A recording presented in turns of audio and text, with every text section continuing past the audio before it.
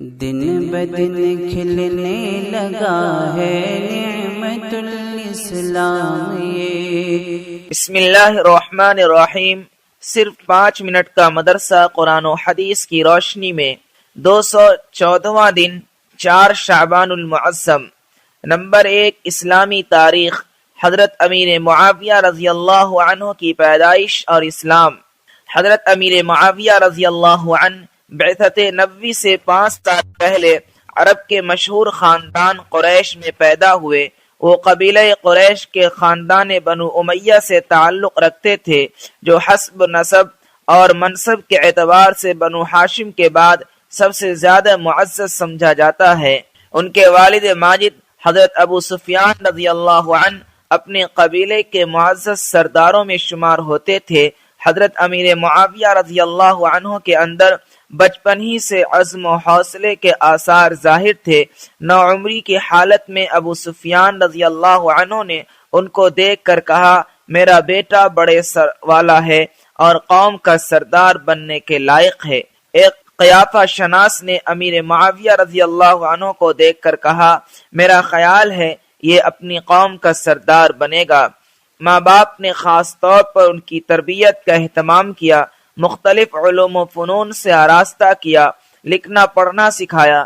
شروع ہی سے ان کے دل میں اسلام کی محبت گھر چکی تھی۔ اس کی بڑی دلیل یہ ہے کہ وہ بدر، احد، خندق اور غزوہ حدیبیہ میں جوان ہونے کے باوجود کفار کی جانب سے شریک نہیں ہوئے، البتہ بعض مصلحتوں اور مجبوریوں کی وجہ سے انہوں نے اپنے خاندان کے ساتھ فتح مکہ کے موقع پر اسلام کا اظہار کیا۔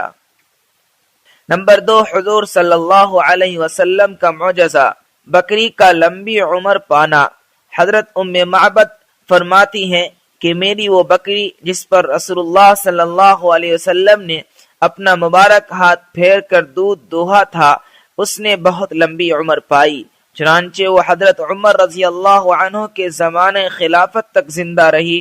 حالانکہ بکری عام طور پہ اتنی لمبی مدت تک زندہ نہیں رہتی ہے، بلا شبہ یہ آپ کا معجزہ ہی ہے۔ نمبر 3، ایک فرض کے بارے میں، اولاد کی وراثت میں ماں باپ کا حصہ۔ قرآن میں اللہ تعالیٰ فرماتا ہے، ماں باپ میں سے ہر ایک کے لیے میت کے چھوڑے ہوئے مال میں سے چھٹا حصہ ہے، اگر میت کے لیے کوئی اولاد ہو۔ فائدہ، اگر کسی کا انتقال ہو جائے اور اس کے ورثہ میں ماں باپ اور اولاد ہیں تو ماں باپ میں سے ہر ایک کو الگ الگ چھٹا حصہ دینا فرض ہے۔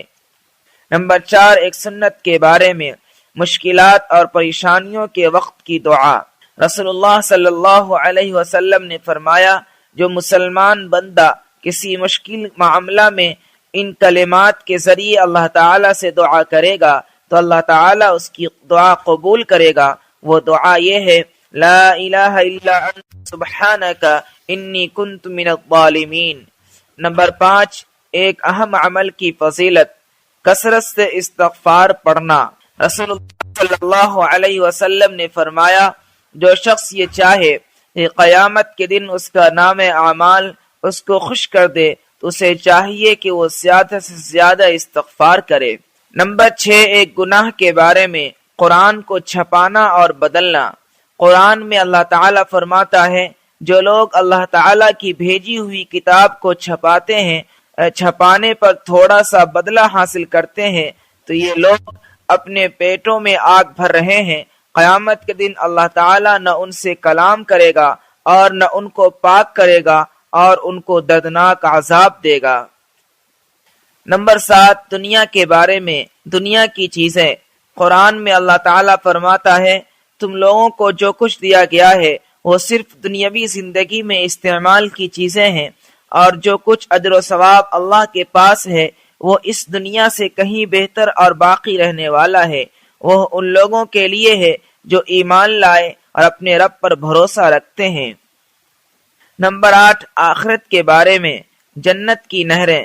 رسول اللہ صلی اللہ علیہ وسلم نے فرمایا، جنت میں ایک نہر پانی کی، ایک شہد کی، ایک دودھ کی اور ایک شراب کی ہوگی۔ فائدہ، جنت کی شراب میں نہ نشہ ہوگا اور نہ اس میں بدبو ہوگی، بلکہ بڑی خوشبودار اور لذیذ ہوگی۔ نمبر 9، طب نبوی سے علاج، مہندی سے علاج۔ رسول اللہ صلی اللہ علیہ وسلم کو جب بھی کوئی کانٹا چبھا یا زخم ہوا تو آپ صلی اللہ علیہ وسلم نے اس پر مہندی لگائی۔ فائدہ: مہندی جراثیم کو ختم کرتی ہے، جلن اور سوجن کو دور کرتی ہے، نیز اس میں دوسرے بھی بہت سے فوائد ہیں۔ نمبر 10، نبی صلی اللہ علیہ وسلم کی نصیحت۔ رسول اللہ صلی اللہ علیہ وسلم نے فرمایا، جو آدمی تمہارے پاس کوئی چیز بطور امانت رکھے تو طلب کرنے پر اس کی امانت واپس کر دو، اور جو آدمی تمہارے ساتھ خیانت کرے تو تم بھی اس کی طرح خیانت مت کرو۔